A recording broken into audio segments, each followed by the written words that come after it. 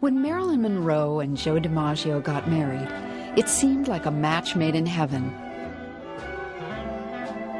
After all, she was the golden goddess of Hollywood, and Joe was one of baseball's greatest superstars. Now here's the hit that makes it 42 games in a row for Jolting Joe. But their marriage was much more than just a publicist's dream come true. It was a union between two people who were deeply in love. But then, the world was stunned when Marilyn and Dimaggio filed for divorce only 274 days after their wedding.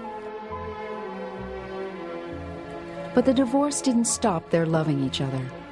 They always remained friends and lovers throughout the years. During those last hectic months of her life, they had finally decided to get married again. But their second marriage would never come to pass. Marilyn was found dead in her home. Dimaggio had lost the one great love of his life.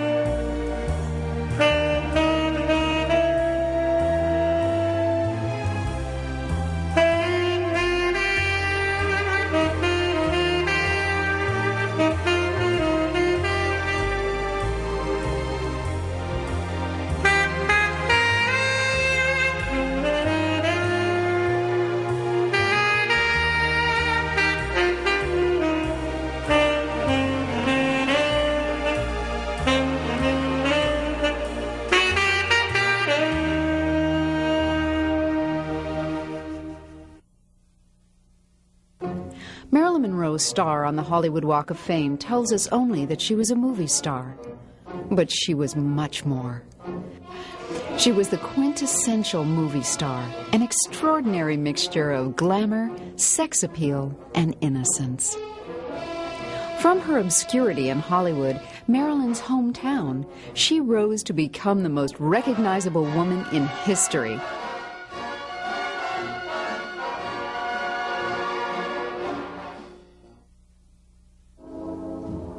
Born in 1926, the unmarried Gladys Baker gave birth to Marilyn in a hospital charity ward. Marilyn never met her father, Ed Mortensen, a traveling salesman. Shortly after her birth, Marilyn was placed with foster parents. At 10 months old, Marilyn's deranged grandmother broke into the house and tried to suffocate the infant. Meanwhile, Gladys resumed her job as a film cutter at RKO Studios, faithfully paying Marilyn's $25 foster parent fee.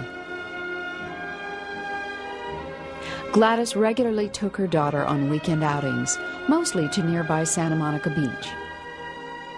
Then, when Marilyn was 9, Gladys somehow managed a down payment on a home right next to the famous Hollywood Bowl. But Marilyn's single, solitary moment of brightness was cut short. Gladys's fragile emotional state collapsed, and she was committed to an institution where she remained for the rest of her life. After her mother's breakdown, Marilyn was placed in an orphanage near RKO Studios where her mother once worked. But Marilyn endured, got good grades, and wound up finishing junior high in Brentwood, California, right next door to Beverly Hills. Her beauty was beginning to turn heads. But before her stardom back in 1942, the 16-year-old Marilyn married 21-year-old Jim Doherty. It was just as World War II was starting, and within a few months, Doherty joined the Merchant Marines. On that, Marilyn quit high school and got a job in a defense plant.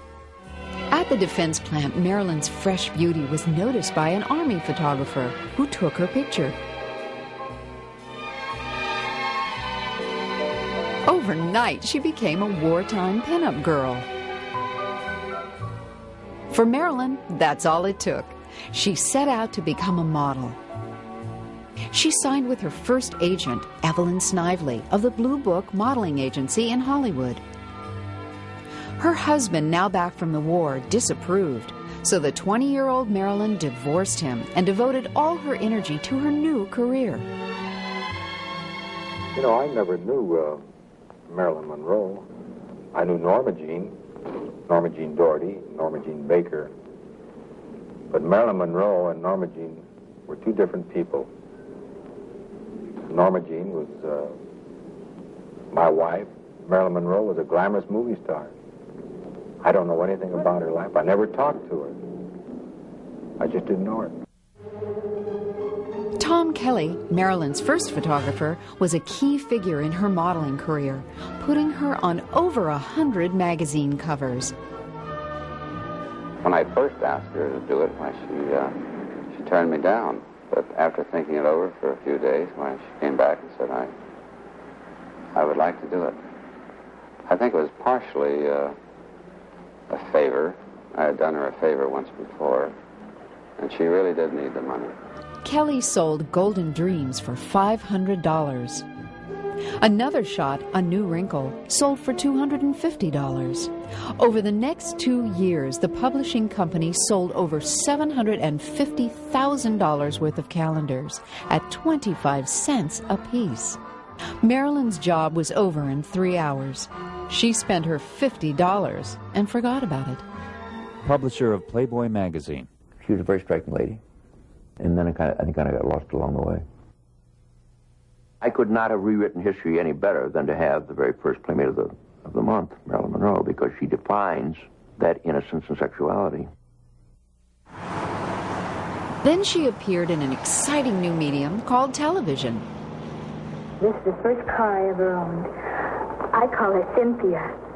She's going to have the best care a car ever had. Put Royal Triton in Cynthia's little tummy. Right, lady. Cynthia will just love that Royal Triton.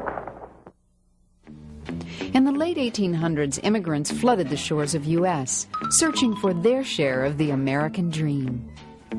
Joe Dimaggio's father, an Italian fisherman, was one of them.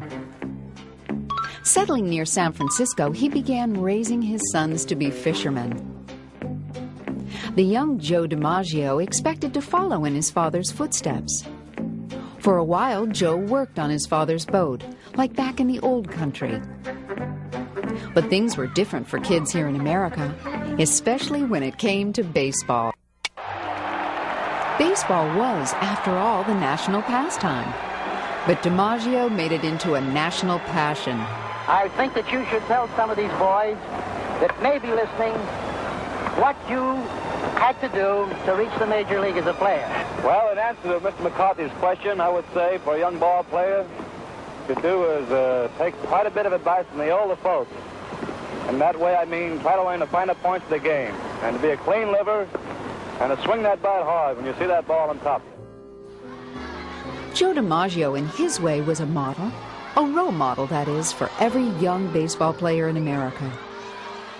However, despite the adulation he inspired, he was always distant from the other players. In his childhood, Joe's family kept to themselves, never socializing with neighbors or with anyone, really. Throughout his career, Joe was always quiet and withdrawn.